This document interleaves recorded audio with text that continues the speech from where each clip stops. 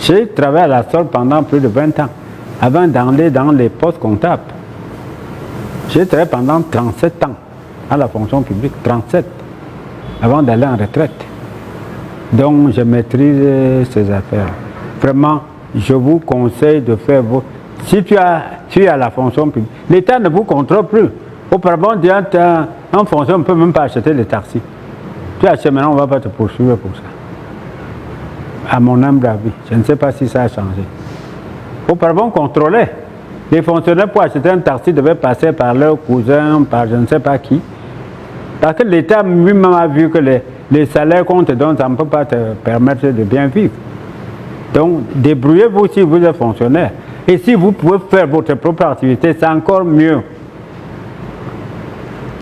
Tu vois, un parent, il a 6 millions ou 8 millions. Il va aller acheter l'entrée à l'ENAM. Moi, je vois, c'est bête. Pourquoi l'enfant, appelle les 8 millions là? Si c'est quelqu'un qui est calculé. Je vous assure, tu as 8 millions, tu as 2 enfants. Tu prends 16 millions. 8 millions, tu envoies là à l'ENAM. 8 millions, tu dis à un autre qui sait te battre, va te battre. Dans 10 ans, allez voir pour les deux là. Vraiment, c'est mon expérience personnelle.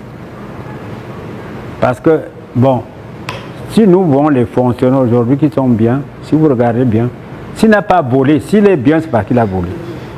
Écartez ceux qui ont volé. Regardez les autres. Pas quand tu voles, c'est déjà une exception.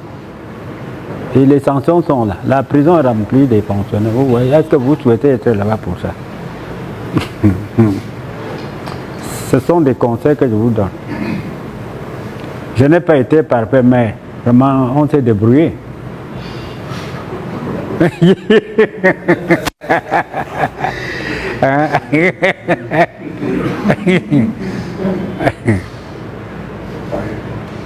Pas quand je vous vois les jeunes là, je vois comment la vie là tourne, mon ami. Tout n'est pas... Les clignotants sont en rouge. Vraiment. Donc il faut se battre. Ça ne veut pas dire qu'on doit se décourager. Il faut se battre. Le développement, c'est à partir de la base. Il ne faut pas voir seulement les gens qui sont au sommet. Regardez la base. C'est la base qui souffre. Ici, vous pouvez regarder, il y a les gens qui sont trop riches. D'autres sont trop pauvres. Bon, les plus pauvres sont plus nombreux. Vous n'avez pas constaté? Qu'est-ce qu'il faut faire?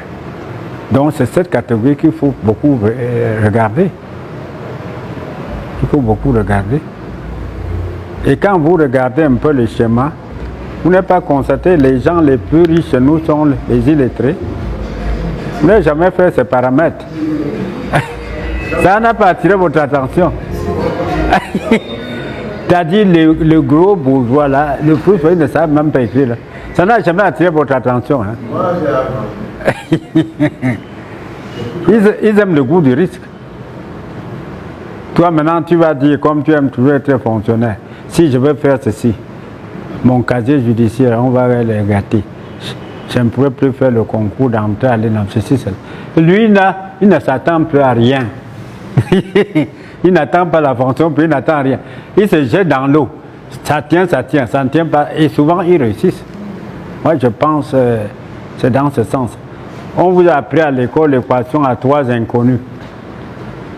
Pour dire, bon, voilà la bonne marche. C'est-à-dire, vous avez fait ça. On bâtonnait la zone qui n'était pas bonne. Finalement, la courbe qui restait était la bonne. On dit, voilà la bonne solution. Pourquoi vous apprenez ça? Parce que dans la vie, tu auras des problèmes. Oui, pour discerner. Tu vois que l'équation, c'était pourquoi? Pour avoir le diplôme seulement. Non, monsieur. On vous apprenait, c'est un stage. À l'école, là, c'est un stage. On sait que vous allez, après, travailler. La vie normale. Ça, ce temps-là, ça veut dire que tu trouveras des difficultés dans ta vie. Où il faudra discerner. Il faut aller à droite ou à gauche. Or, on te dit d'acheter par exemple un terrain non titré, tu vas dire non, tu vas analyser. Les textes disent que si tu achètes un terrain non titré, tu ne vas pas chez le notaire, c'est nul. Tu fuis. Le type qui ne connaît même pas, il s'engage. Souvent il réussit. Vous voyez, c'est mon approche. Je ne dis pas c'est. Donc, même si vous avez la fonction publique, débrouillez-vous à faire une activité. Nous sommes un pays sous-développé, très pauvre et très endetté. Donc, le développement du pays, ça part de la base, des petites activités là. Moi, je suis allé faire un travail au village chez moi. Je cherche un bon problème, il n'y en a pas. Un bon taulier, il n'y en a pas. Un bon mécanicien, il n'y en a pas. Voilà. Il n'y a que les gens qui ont la licence, le doctorat. Bon. Vous voyez, ce sont les électriciens là qui sont utiles aujourd'hui pour la société. Tu es un bon électricien, vraiment, tu ne peux pas chômer. Que ce soit électricien auto ou bien le bâtiment. On viendra te chercher. Un bon tailleur, même si tu es au fin fond du quartier. On va venir te chercher. Mais si tu as le doctorat en géographie, en histoire, si l'État ne te recrute pas. Hein? Non, je ne dis pas que c'est inutile. Tout est important. C'est chacun qui doit voir là où il peut sortir son épingle du jeu.